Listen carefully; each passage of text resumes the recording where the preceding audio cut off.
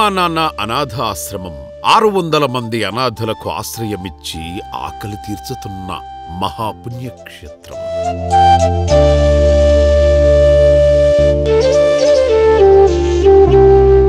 పూటకు 600 మంది అనాథులకు వంట చేయడమంటే మాటలు కాదు. అంతమందికి వంట ఎలా చేస్తారో, సిబ్బంది ఎంత శ్రమిస్తారో 15 ఏళ్లుగా కుకింగ్ సెక్షన్లో పనిచేస్తున్న కుకింగ్ మాస్టర్ రామారావు గారి ద్వారా తెలుసుకుందాం.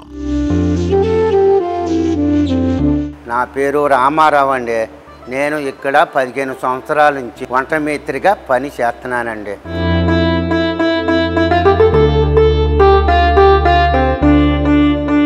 మన ఇంట్లో వంట చేయడానికి ఎంత కష్టపడతామో వంట చేసేవారికే తెలుసు. అటువంటిది అమ్మా నాన్న అనాథ ఆశ్రమంలో పూటకు 600 మందికి 3 పూటల 1800 మంది అనాథులకు నిత్యాన్నదానం జరుగుతుంది. ఈ అభాగ్యులకు ఒక్కరోజు అన్నదానం కోసం 150 కేజీల బియ్యం అవసరమవుతాయి. అన్ని కేజీల బియ్యంతో అన్నం ఎలా వండుతారో చూద్దాం రండి. రోజు నాకు 600 మందికి నేను భోజనం అందిస్తున్నాను. 9 గంటలకు మొదలెడితే 12ంటికి నేను అందిస్తున్నాను. అందించి 150 కేజీలు బియ్యం పడతాయి. ఈ రైస్ అండి, ఇప్పుడు ఈ పూట వేసే రైస్ అండి. ఇది అక్కడి నుంచి టీము వచ్చేసింది అనుకో, అప్పుడు ఇది ముందే నానబెట్టుకుంటామండి. నానబెట్టి ముందు 4 సార్లు కడిగేస్తాము. కడిగేసినాక మళ్ళీ టీం వచ్చినాక మళ్ళీ శుభ్రంగా ఒకసారి కడిగేసేసి అప్పుడు టీంలో వేస్తామండి.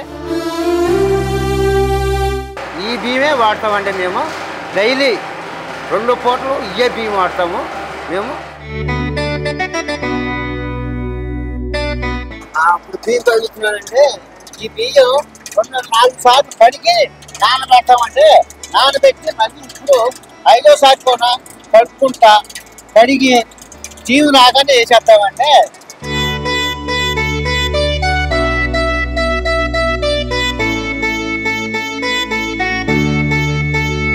2 ఏళ్ల క్రితం వరకు కట్టెల పొయ్యి మీదే వంట చేయాల్సి వచ్చేది.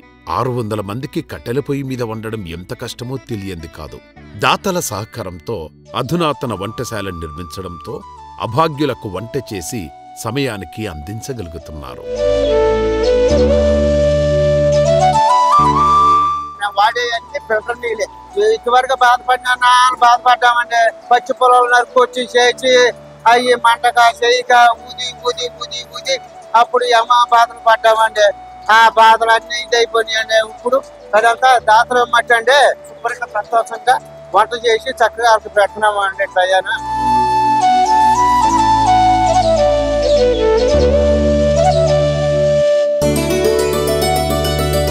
వేసానమ్మా, ఇప్పుడే బియ్యం వేసా. ఇది ఒక అరగంటలో వచ్చేద్దామా. ఇది కూడా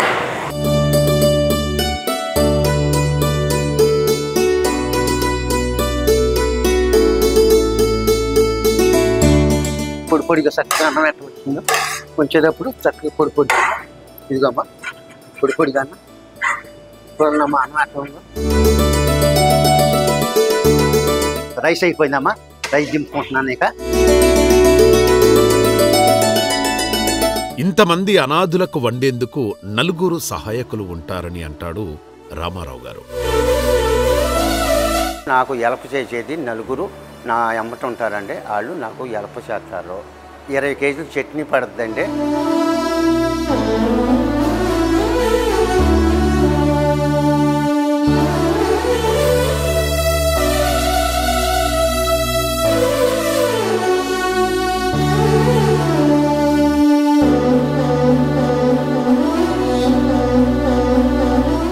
ఆరు 600 మంది అనాథులకు సాంబారు వండడానికి 20 కేజీల కందిపప్పు పడుతుంది. సాంబార్కి వచ్చేటప్పటికి ఒక 20 కేజీలు కందిపప్పు పడుతుందండి. దాంట్లో ఉల్లిపాయ, టమాటా, ములక్కాయ, క్యారెట్, ఆనపకాయ అన్నీ కలిసి దాంట్లో ఒక 20 కేజీల మట్టికి అన్నీ పడతాయండి. మొత్తం ఆనకాయ ముక్కలు, క్యారెట్, టమాటా మొత్తం అన్నీ ములక్కాయ అన్నీ వేసి దీంట్లో సాంబార్ పెడతామండి.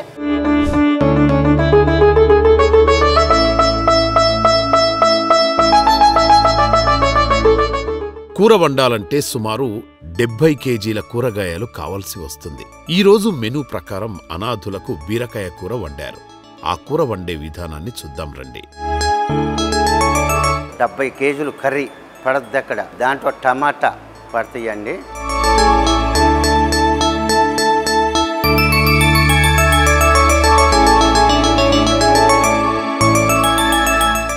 ఇదిగో అండి మేము కూర వేసేది దీంట్లో అండి. మేము కూర ఉడికేది మొత్తం దీన్ని ఇది చేస్తాం. ఈ పూట అండి బీరకాయ కూర అండి టమాటా అండి వేసి వండుతామండి. దాంట్లో గొబ్బర దూసు పట్టేసేసి వేసేసి మళ్ళీ నువ్వులు దూసు పట్టేసి వేస్తామండి. చక్కగా దానికి ఆలుగా శుభ్రంగా దీనికి రుచిగా ఉంటాయండి. దాంట్లో కూడా కొద్దిగా పులుపు వేస్తామండి. ఆ రుచి వస్తాకి టమాటా వేసి బీరకాయ కూర వండుతున్నామండి. దాంతోపాటు రసం పెడతామండి. ఇంట్లో మేము బీరకాయ తెచ్చుకుంటాకే ఇది అవుతామండి. కటింగ్ అయిపోయింది. మాకు రోజు కూడా ఇట్లాగే కూరగాయలు అండి వాళ్ళు కటింగ్ చేసి ఇస్తారో తెచ్చుకుంటాం.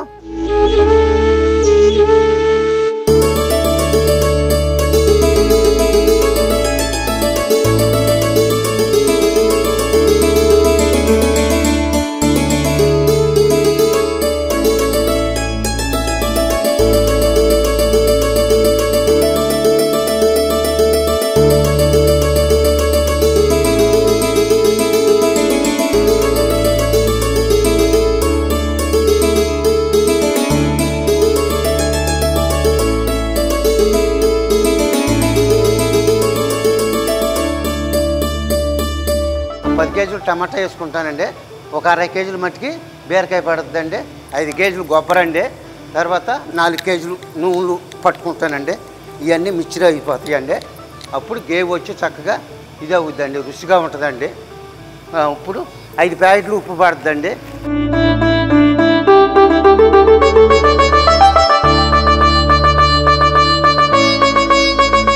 రోజు కష్టపడి వాళ్ళకి వండపోతే ఆ పిల్లలు ఏమవుతారండి? మరి టయానికి పెట్టాలి ఏంటి, టయానికి టిఫిన్ అందియాలి. మేము అంచనా ప్రకారంగా వేసుకుంటామండి. దానికి సరిపడగా ఎక్కువ లేదు తక్కువ లేదు.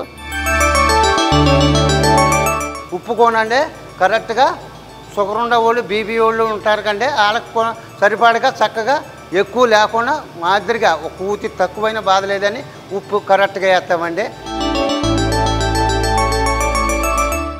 ఇది ఇంత మీరు ఇక్కడికి వచ్చిందని అనుకుంటారు. ఇది ఉడికేది ఎప్పటికీ సమానంగా ఇక్కడికి వచ్చేద్దండి. మాకు కూర కరెక్ట్గా సరిపోతుంది పిల్లలకి.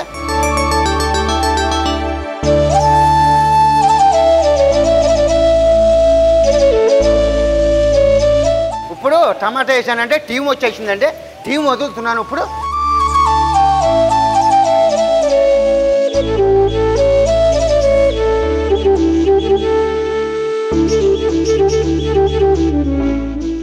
కొబ్బరి వేయటం వలన రుచి వస్తుందండి. రుచి వచ్చి చక్కగా అలాగే రుచిగా ఉంటుందండి.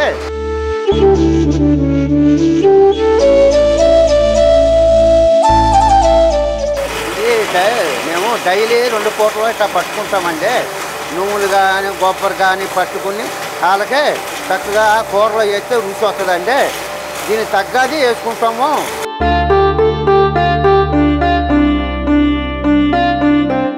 ఇచ్చామండి.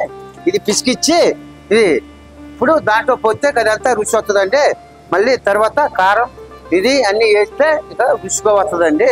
కొబ్బరి పొడి ఆల్రెడీ మిర్చి పట్టి చక్కగా మిషన్లో వేసి రెడీ కట్టి పెట్టామండి.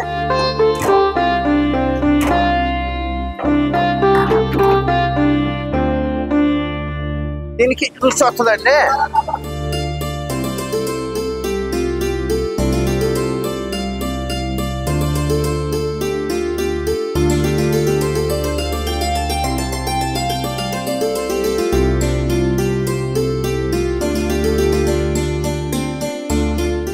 సరిపడగా ఎక్కువగా ఉండొద్దు తక్కువ ఉండొద్దు. పౌడరు ఈ 2 కలిపితే కది చిక్కదనం వస్తుంది.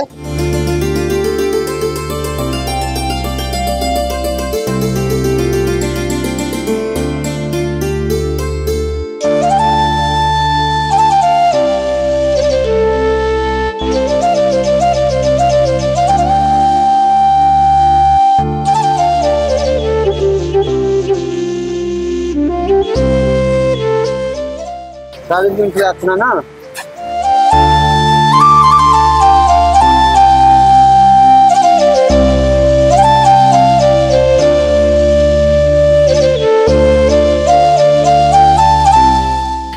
పూటలల్లా ఒక డబ్బా పైన పడుతుందమ్మా. 2 పూటల మీద నూనె 1 కేజీన్నర తాలింపు దినుసులు పడతాయమ్మా. దీంట్లో ఒక కూరకే సాంబార్కి మళ్ళీ ఏరేనమ్మా 5 కేజీలు నూనె పడతామ్మా. మళ్ళీ తాలింపు దినుసులు అన్ని మళ్ళీ దానికి తాలింపు అమ్మ పచ్చాక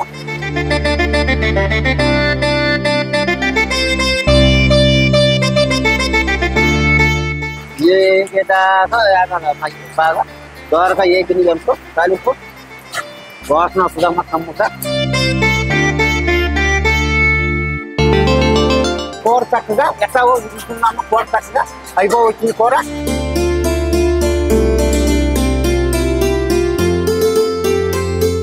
ఉప్పు వేసామమ్మా. తాలింపు కొమ్మ వాసన వచ్చేస్తుందమ్మా కూర మట్టికే.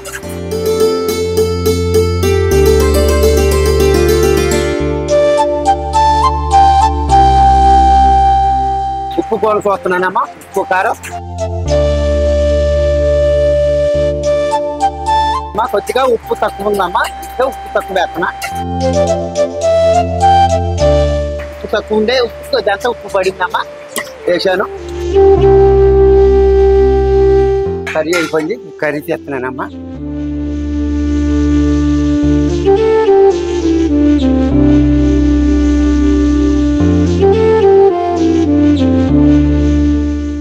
ఆశ్రమ ఫౌండర్ శ్రీమతి గట్టు శ్రావణి గారు అనాథులకు వండే వంటలపై ప్రత్యేక శ్రద్ధ తీసుకుంటారు. వండిన అన్నం కూరలను దగ్గరుండి పరిశీలించి నాణ్యంగా రుచికరంగా ఉన్నాయా లేవా అని పరిశీలించిన తర్వాతనే అనాథులకు అన్నదానం చేయడం జరుగుతుంది.